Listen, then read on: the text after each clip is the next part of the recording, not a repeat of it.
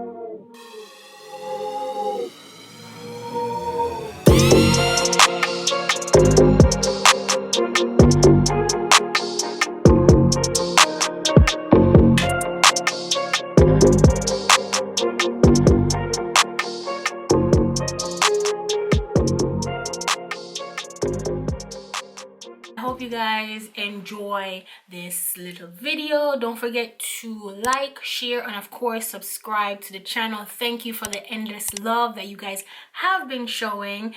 And oh god, I don't know, head on over to my vlog channel. Vlogmas is still going and I'm on a roll, and there's a lot of craziness going over there, so you guys can head on over there. The link will be in my description and it will be at the end of the video. You can go head over there and yeah, let me know what y'all think of all the craziness. Yeah. All right, my battery's about to die. I didn't think this through. Yeah, and my daughter just opened the door. I guess I'll see y'all in the next one. Bye.